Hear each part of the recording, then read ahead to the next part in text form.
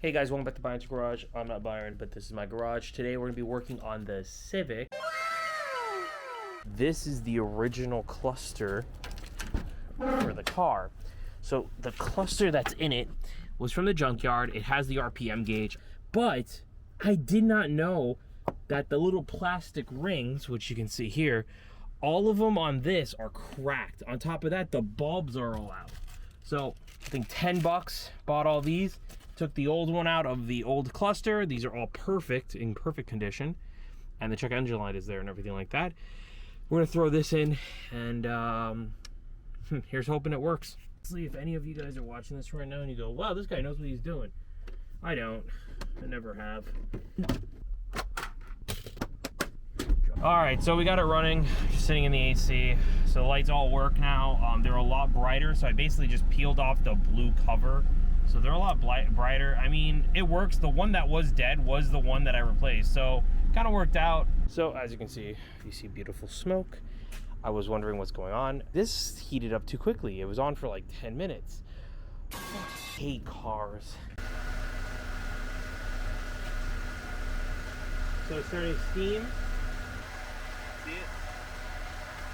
So it's steaming up there.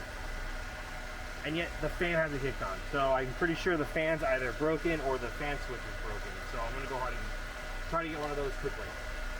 Basically, long story short, is the Civic, last time you saw it, we were putting in the speedometer lights, stuff like that. But the issue is it was overheating while I was sitting. Did some more testing. The battery died on the camera, sadly. But long story short is the temperature sensor switch broke or went bad. So when I had ordered a brand new one, that should be here tomorrow, which is the day before Christmas, so pretty good timing. We're gonna go ahead and throw that in when it gets here, but before that I do have to fix a lot of little things. For instance, the wheel splash panel. Here, I'll just walk you through it. So the wheel itself, when I painted it, this wheel did not come out well. So I want to take this off, sand it a little bit, and give it another coat of white. There's a lot of little areas, like right here, for instance, that are still black. When I spray painted it, the can I had, I didn't know was kind of having an issue. So also got to fix this little trim piece here underneath. But genuinely, the main thing is the interior. It is filthy in here. I have a lot of in it. So I want to clear it all up, get everything out of it. Take the door cards fully off, take the carpet out, take the center console out. And then hopefully with that we should be good. I got to get the pedals and everything out. I stored them in here because I didn't want to lose them. So I have the whole manual pedals, the center console, and I think the shifter linkage is still in the garage. But yeah, there's a lot of shit in this car. We got to clean it up. So let's get started. So longest thing today is going to be painting the wheel. You can kind of see I rushed it. I don't know why I did that, but the wheels aren't really perfect, right? I know that, but I really rushed this one. Like, you can see how the taping off didn't really work. You can kind of see the valve stem is completely covered. There's a lot of things I did wrong, but the main thing with this wheel specifically is all these wheels are bad. Horrendous. They all have really deep scratches. They're all very, very, very damaged.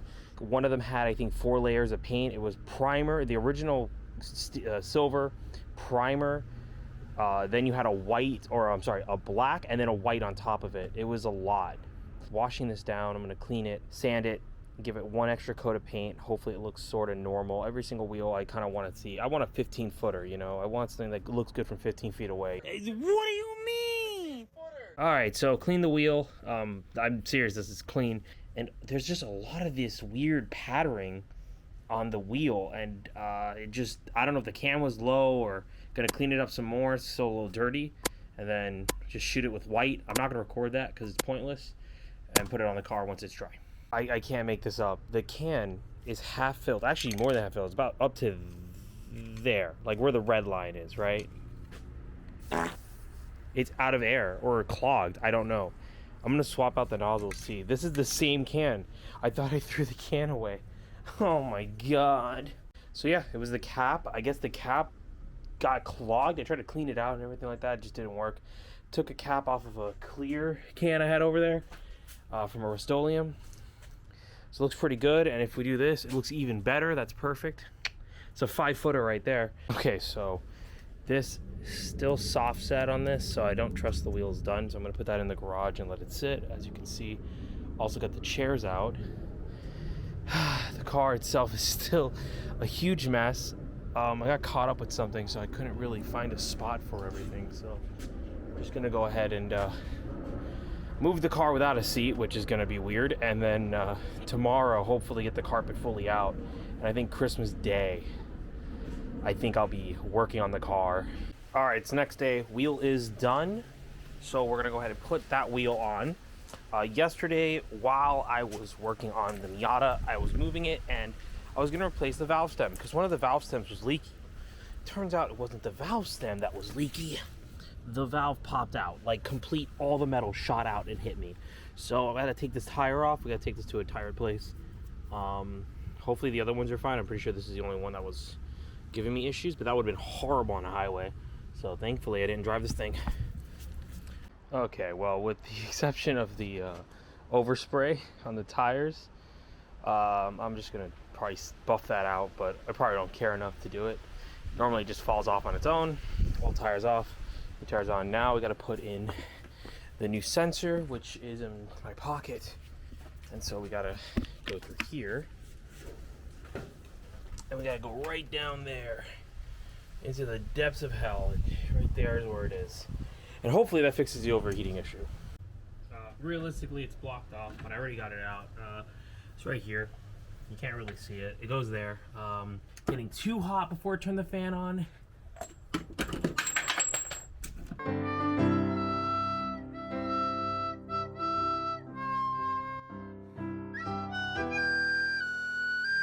The overflow tank has actually lost the hose that goes to the bottom of it, and that's something I want to fish out. So I'm gonna pull this thing off right now. Oh, there it is. Okay, I got it. Third or fourth time I've done something with cleaning out the radiator. All right, so this stuff comes out pretty easily. I gotta watch out with these clips. These hold in the side holders, side molding, whatever. This is the automatic console. That for Honda, that's pretty good. It's actually in really good condition. Wait, there's a fucking price tag on this? Why is there a price tag on this? November 10th, 1993? I don't know what that says. That looks like 1993. I'm gonna enhance it later. All right, so about halfway done on this side. The only thing is I gotta do the same thing, which is removing the carpet from behind this, which is outside, and the back area on that side, and then the carpet will come out. But there's something very important with Civics. They built the carpet in first, and then they built all this stuff. So theoretically, if you want to take this carpet out, you have to take off all these brackets. All of this pretty much has to come out because there's a little carpet thing here, and then there's that big one in the back. What a lot of people tend to do, which is what we're gonna do, is we're gonna cut it. We're gonna remove this panel, this here, and then pop this panel halfway out so we can go ahead and get into there, remove the carpet, pull it out, and then we basically can cut the carpet out. It's too much to film. It's very difficult in here. It's very dirty too. So I'm just gonna get into it, and then I'll cut to where I'm cutting this off.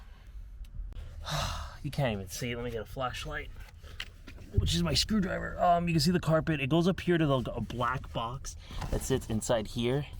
All you do is pull the box apart. There's two plastic screws. I don't know how to describe them. They're like little screws, but they're not. They're plastic. So pop those out. Everything's fine. You have to cut here underneath this, right here. So what I did was I cut everything on this side. So if it does fly over, it's a little harder to get flop over on this side. So I cut right here, and I cut all there. That's pretty much it. Carpet should come out. This carpet is disgusting. You can kind of see it here. It's like rotting. Definitely glad I'm pulling this thing out. Definitely glad I'm gonna go through it. Worst case, you could just buy reproduction carpets in the future and do it properly, but this thing is so grimy. Needs a full clean, so we'll just get to it. Oh, floor looks good. Oh.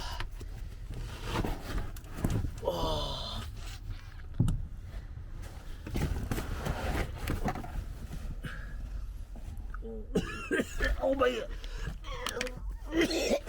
the smell.